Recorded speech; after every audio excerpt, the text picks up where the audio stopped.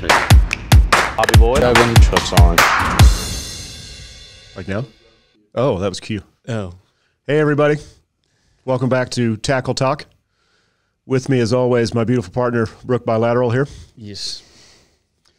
Man, I guess we'll begin. Just thank you guys for watching last week and reaching out. We got a lot of good questions and comments. We certainly appreciate that.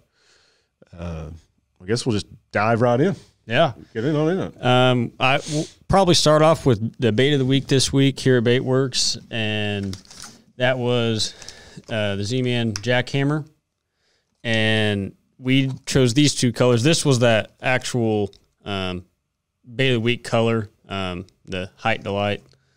But we wanted to show Fire Craw because it is getting in that time of year with that, early pre-spawn situation across the country where this can play. I mean, have you ever thrown this? Yes, I have. They eat it pretty good. They do. And if there's any other color specifically you're looking for on a chatterbaits, we are well stocked right now. All sizes, 3/8 all the way up to the ounce plus, ounce and quarter, whatever it is. We have all of those in stock now. So good to go on that one. And then we did pick out some trailers, and I don't know, this is just my personal opinion, but any chatterbait I ever throw, I pretty much only throw a Zacho as a trailer for what we do around here.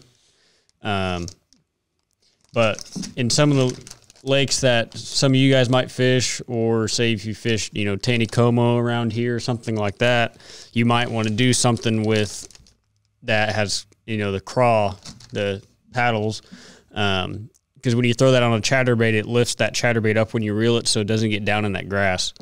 Have you ever messed with those? I had not that big bite. They make the kamikaze craw. They make that swim on trailer too. That is a really good seller for that. Personally, on the jackhammer, that Ultra Vibe speed craw. I've used it quite a bit, and for that situation when you're trying to keep it shallower, and that's another one of my favorites on the back of it. That Zacho is a good one. Add some heft, you can really cast it. Even the Z-Man, that razor minnow, whatever. That's just that Elastec technology. You get a lot of short fish. You're not getting tail ripped off. It's a good durable option.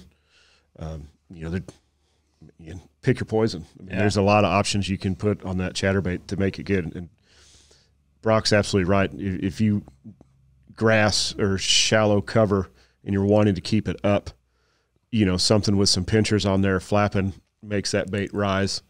A more inline trailer like that Zacho with a, more traditional tail style will keep that bait down a little bit easier. Yeah, especially if you're fishing around docks too is another situation. Not necessarily just like, fishing bushes or grass, but around docks, say if it's a shad spawn coming up here, if you're able to skip that underneath the dock and keep that bait right underneath those floats where those shad are, chances are you're going to get more bites if you're able to do that versus just putting a paddle tail or a Zacho on it. But I guess we'll go into some of the questions from last week's video. I know one we had in specific was pre-spawn on Stockton Lake. That was. Thank you, Jonah. Appreciate that question, sir. Stockton around here, pretty popular lake, pretty close to the store here. It's been one of my favorites throughout the years. I know, Brock, you fish it quite a bit. You fished the polar bears on it this winter. Pre-spawn, it's a fun time to be on Stockton. Around here locally, it's really hard to pick a favorite because it's just there's so much going on. Kind of, water level probably dictates it too a little bit. And each lake has their own, specialty. You can't necessarily just go throw the same thing on every lake and expect to go catch, 20 pounds a day. Right. But Stockton in specific, in the early pre-spawn, you're still talking about A-rigs, jerk baits, rock crawlers. Don't forget the wigglewort. Wigglewort. Yep. Yeah. That style of those crawl cranks. Stockton has a lot of really good rock transitions, and it can kind of lends itself to being a really, really good crankbait lake for that reason. In that good pre-spawn, like I say, whether it's a wigglewort, rock crawler, if you like to get a little deeper. But man, I've throughout the years had some fantastic days. I first moved to Springfield years ago. Stockton was the first lake I was even educated on the wort. I bet you that was a fun time. Yeah, it was quite a time. I mean, it was some of those lessons. Yeah, I haven't forgotten. That was just a phenomenal day. Caught several on wort. Actually ended up catching most of them on a jerkbait that day. Just fishing the conditions. But yeah, jerkbait, fantastic. Like crawler, wort, fantastic. Lake level dependent. Springtime's oftentimes you get close to the spawn or we get some spring rain. Sometimes that water level comes up a little bit. Stockton is a very good shallow water flipping lake. Has some really, really good. There's no secrets. There's some really good isolated willows. Yep. They do get pressure, but man, it's a good way to catch some fish. And that's a fun way to do it. And you've got some jig options here, some plastics. So I went ahead and picked out some of my Stockton Lake pre-spawn favorites, and I'm going to go back to the rock crawlers real quick since we were just talking about that.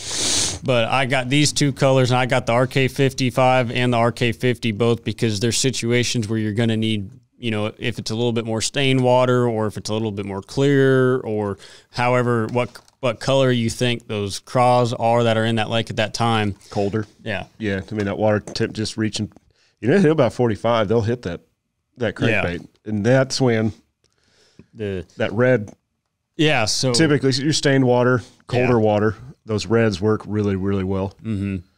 And that's why I got red craw and phantom green. It's not, the size isn't specific to the color in this, but these are the two colors that on Stockton and Palmy in specific that I really like because both of those lakes, have say 3 to 4 foot visibility at times. If you hit it, if you fish the main lake, and you kind of want those natural translucent colors in that clear water, but still have that red. And this, the red craw is really good for that because it still has that bright pop of a red for those crawdads, but it's not a solid red where it's almost like shines in the water and you're like, holy cow. They make that red bug that if you're in really stained water, that red bug is probably the better option. It's not as see-through, but yeah, just a good dinge in the water, some tinge or just even clear but cold. Mm-hmm. That red craw's it's been one of my favorites throughout the years. Yeah, for sure. And then he started talking about flipping bushes. Got excited. Willows. I jumped to go. Talking flipping, I got excited. Sorry, guys. So I went ahead and grabbed my favorite flipping bait, and that's a game hog by Strike King. And it's in that same family of the brush hogs and, that whole group of creature bait. Yeah, creature baits. But the reason why I like these so much compared to some of the others is, first of all, the plastic is soft, which, yes, you will use more of these plastics than a brush hog going through fish, but it's a lot more subtle. And I think when you're flipping, especially on Stockton and Palmy with as much pressure as they're getting now, you have to do something different. I mean, you can just go down the bank and do what everybody else is doing, but you have to either, flip a little bit farther back up in the bushes or, put on a heavier weight so then it shoots in front of their head a little bit faster, or in this case, throw a different plastic so that fall rate is a little bit faster or slower, or that vibration is different, or whatever that situation is when you're flipping. But that's why I just wanted to show these game hogs and green pumpkin. And then I also would not play out getting some, chartreuse dye or red dye or orange dye and dyeing the tips on these game hogs or brush hogs or whatever you decide to be throwing in the pre-spawn. because that'll set you off, like I was just talking about just a little bit. Other than that, we did have another question on last video of if we carry Jackal products. And yes, we do, but I'll leave that to the stuff that we have to Mr. Drew. Yeah. So Jackal, we do carry the Pompadour, obviously both sizes. Have the Jackal buzz baits. We also have, I'm trying to think, that flick and shake. Mm-hmm. Their little finesse worm style of deal for Nico rigging and stuff. Have that. That's not a wide selection. Don't have a lot of the Jackal hard baits, but we do have Jackal, and it is expanding. Have some orders out, some different things expecting to come in here on a spring ship date sometime, probably here this month, here in February. So that is a brand that we do carry and are adding to kind of answer the question and touch on that. I know I'll be ready for that shipment to come in. Yeah. And also kind of focus, we've sold the Seaguar and VizX. It's super, super popular. One of the best fluorocarbons out there. We expanded our Seaguar line a little bit. Did get in Tatsu, kind of their highest end, high quality fluorocarbon made with their best resins. Kind of has the best combination of tensile strength, knot strength, abrasion resistance. A lot of times you can have something that's soft and supple, but you sacrifice abrasion resistance. That's kind of leads me to a WrX, which is, another fluorocarbon, but it's more of your heavy color. You've got VizX, which is soft, supple, castable, been super popular for years. A WrX is more of like their extra tough, tends to be a little stiffer, more abrasion resistance. So if you're flipping and pitching or cranking heavy rock or something like that, a WrX gives it a little more advantage over the VizX. Then Tatsu, basically you get that combination of both with yet a still soft, manageable, castable fluorocarbon, which is super important. So we do carry Tatsu, a WrX, and we also got in their Smackdown braid. We'd had some requests for that.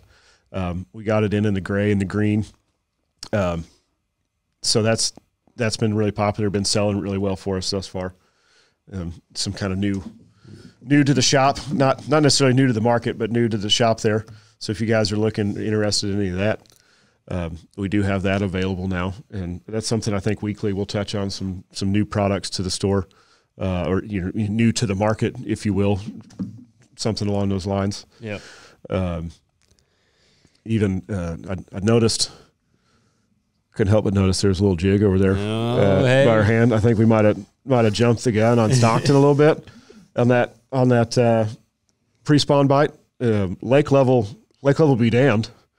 And sometimes you get a cold front and those fish move back. They're not wanting to swat at a crankbait.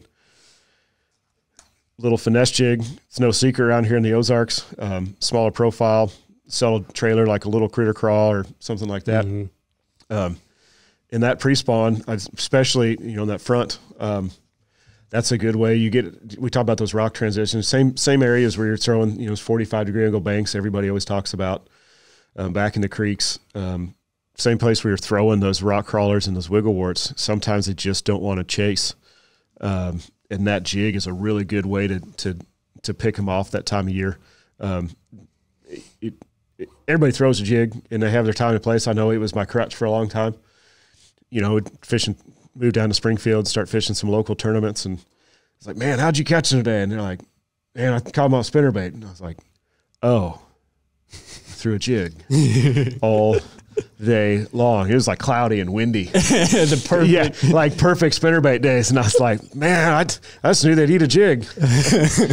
Lesson learned. But it still has that time play, especially those pre-spawn fish, or that pre-spawn to spawn transition. They get up, you start seeing some beds. They're susceptible to those cold fronts, and they can get a little squirrely, and they just shut down and get that lockjaw. And that little finesse jig is a good way to slow down. Fishing that on light line, 10, 12, 14. Depending on what fish your conditions, if you're in brush, you want to bump it up a little bit, but some of that rocks. But I do think on that finesse jig, downsizing line, you do get more bites. But it's just a good way to pick off some kind of spooky, weary, lock-jawed fish that ordinarily a lot of guys they're going to force feed them, a crawler, force feed them a spinnerbait. And spinnerbaits definitely works at Stockton. Man, old school Texas rig lizard pre-spawn. Yep. I've caught a lot of fish over the years on Stockton on Texas rig lizard. Still don't leave the house without it if I'm going up there March, April, May. It's still have one tied on all the time. Old school, still works. 6-inch green pumpkin. I mean, this is top secret color information here. But, I mean, green pumpkin, watermelon red. Never leave the home without it this time of year. And that Stockton, palmy, I've caught them on table rock really well. It's a good, often forgotten technique, but it can be a good one at times for sure. Yeah. And I just want to add one more thing is when those fish, he was talking about if a cold front comes in and say they, are starting to move up to make their beds, or even before that, if it's still pre-spawn. I mean, right now, fish school up. I mean, I know this is not Kentucky Lake or, Chickamauga or Gunnersville, but these pre-fish will school up on those rock transitions on that last deep water before they go up to go spawn.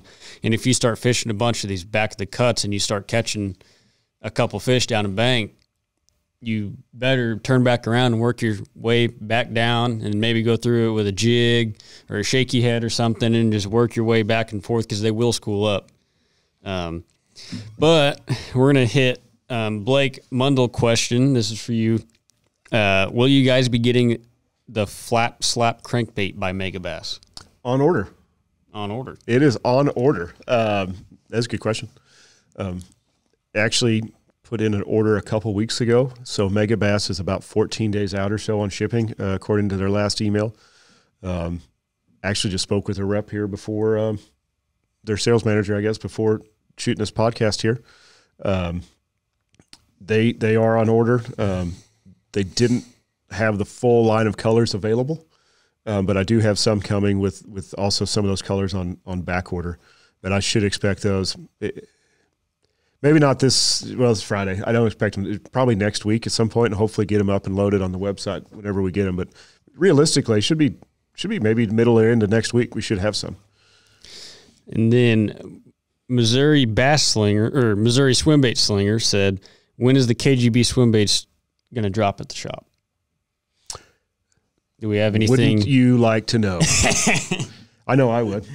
No, I know Peyton Stump is our painter. If you guys, got your hands on any of our other, Chads, Legends, stuff like that, phenomenal painter. Man, it's wintertime. Bear with us. I know here right now we're fresh off of 2 hard weather days. We get super cold out there. Peyton's in a shed. I know sometimes he won't paint if it's super cold. I know he's had some health issues, family and kids. So we get that. I'm battling some stuff right now, a little sinus stuff. 'Tis the season.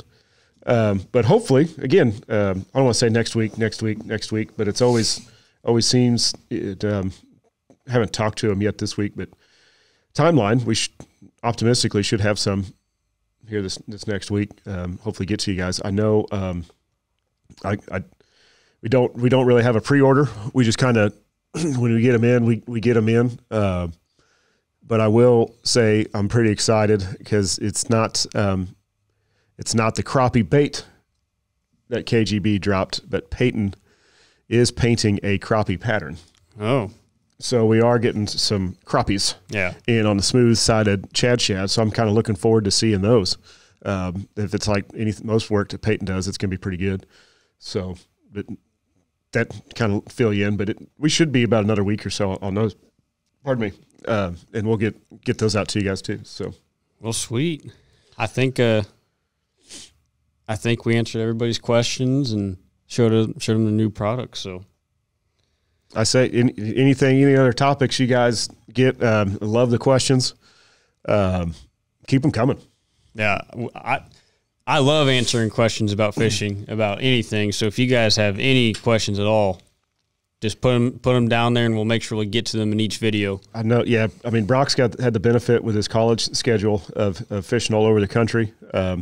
I've been pretty hardcore Southwest Missouri, a little bit of Oklahoma in my fishing career, if you will. That's a loose term because I just enjoy fishing. I'm not the hardcore tournament guy. Man, I'm in heaven wading the creek catching smallmouth in July, to be honest with you. But yeah, love it. Love shooting these. Love the questions. Love the feedback. Love the comments because it gets me off from staring at a computer screen looking at flapshats on an Excel spreadsheet, going cross-eyed writing orders. So it's always welcome to come up here and just talk tackle. Yeah, for sure. You know, so we want to thank you guys for joining us again, and just hit us, keep those questions rolling, and guys, stay safe out there, keep fishing, and we'll hear from you soon. Yeah. You'll hear from us soon. Yeah. Brock? Yep. Thank you, sir. Yeah, thank you, and thank you guys for watching, and we'll see you next week.